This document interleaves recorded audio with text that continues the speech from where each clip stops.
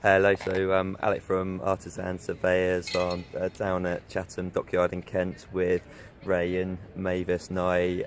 This is where Ray worked from the early 50s as a naval shipwright, and we just want to talk a bit about the use of asbestos in the ships, where that started to be used. So Ray's experience of where he saw that, he was using it, and how he would have been exposed to asbestos and asbestos fibres while he was working here. So Ray, you mentioned that the ship over here was sort of where, or this area where they would have started using asbestos in the metal ship. So what did they start using asbestos for, and when was inside the ship? It was from stem to stern, top to bottom. It would cover all the bulkheads, decks, specifically in the engine rooms. I can't think of a place where it would not have been used. It was so prolific. Absolutely everywhere, and I guess it was everywhere. Mostly it was sort of thermal insulation, was it? So insulation on pipe work, and I guess also fire protection. So fire protection on bulkheads, and boilers.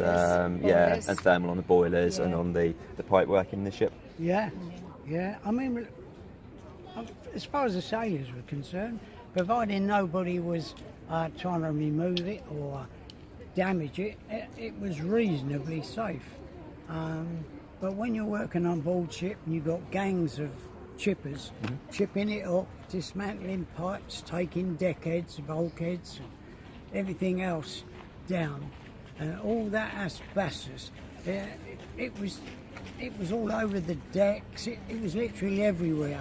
When you sat down, when the bell went and you was going to sit down and have your tea break, you find a space with at least amount of rubbish, kick anything aside, particularly the asbestos.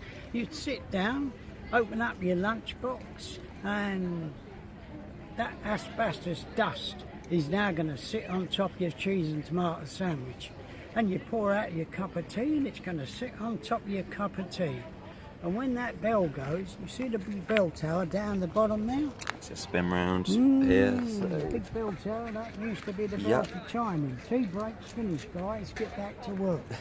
But by then, you'll have eaten the asbestos and you'll have drunk the asbestos. You couldn't possibly get away with it. There wasn't any escape. No, sure.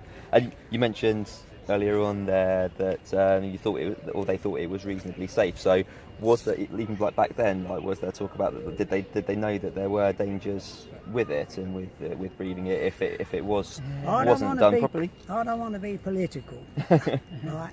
But they knew as far back as 1924 that asbestos was going to kill you, because Mary Shelley was the first person in 1924 to have it officially put on her death certificate that she caught mesothelioma from asbestos. Yeah. But in our case, nobody ever said to us, be careful when you go on board that ship, they're stripping asbestos and the dust could give you cancer later. Nobody ever told us be careful. It was just a normal day's work. I mean, you could walk up the brow, step on board the ship, and the moment you're inside, there's a haze, and that haze is dust cloud created by asbestos that's being removed, and you're going to breathe that in all day long. Yeah. A typical day would be walking on board ship, take off your jacket, hang it on a hook if you could find one, and put your overalls on. Now those overalls had been hanging on a hook all night long, gathering all this asbestos dust, and in the morning you'd put them on and wear them all day long. And then when you went home at 5 o'clock, you'd hang your overalls back up on a hook and take your jacket and put that on and wear that home. And when you got home, you'd be sharing that asbestos dust with your parents. And your wife. And Mavis, but no, I don't know. Well, I think it's pretty obvious why nobody ever said be careful, it's dangerous. Because if I'd realised then, I would never have worked in here in the first place. No. And as we were saying sort of earlier on in the other video, it's sort of worrying that you saying that even after all that time, there's still people that have known decades and decades that we've known about it, and there's still people being exposed today because just through lack of experience, lack of awareness. And it's in every building. Exactly. Still, any building built pre 2000, Exactly. can still have asbestos in.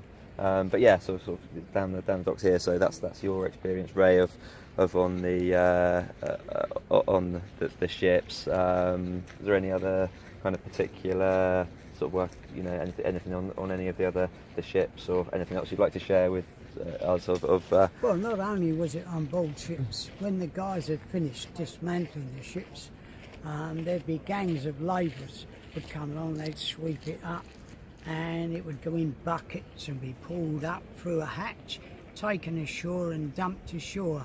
You could walk round the dockside and it would be piled up on barrows, piled up in heaps, ready for disposal somewhere. We never gave it a second thought. No, it was just literally everywhere. Yeah, it was just a normal day's work. What they ever did with it, I don't know. Some say it's buried on St Mary's Well, Island. There's a lot buried, isn't there? One of our neighbours used to work in here when they were closing this down in '84, was it? And he said you'd be amazed at what they buried out there on St Mary's Island. Yeah. Well, I work a lot with sort of property developers and investors, and more and more now we're having as asbestos is becoming more of a known problem, and we're finally getting there with awareness and knowledge of asbestos materials. Those developers are finding more and more issues of asbestos, like just actual asbestos materials, raw asbestos and asbestos materials in the ground. Yes. So yeah, it was only sort of yesterday I was talking to a developer on LinkedIn, a demolition contractor actually. Yeah. So obviously he gets involved with demolition of buildings, which then kind of moves into kind of clearing the ground as part of that, and he's finding more and more finding asbestos in the ground where it's just been kind of buried and covered up, or leftover remains from where it's been used. And then they go and build houses on that. There's a big posh housing estate built on it now, aren't there? Yeah. But that's political. It is political. Yeah, no, definitely. Yeah. So so thank you for that. Ray will be doing another sort of video interview with Mavis and Ray to sort of discuss Mavis's work and sort of her work with her foundation and campaigns for mesothelioma and general asbestos awareness.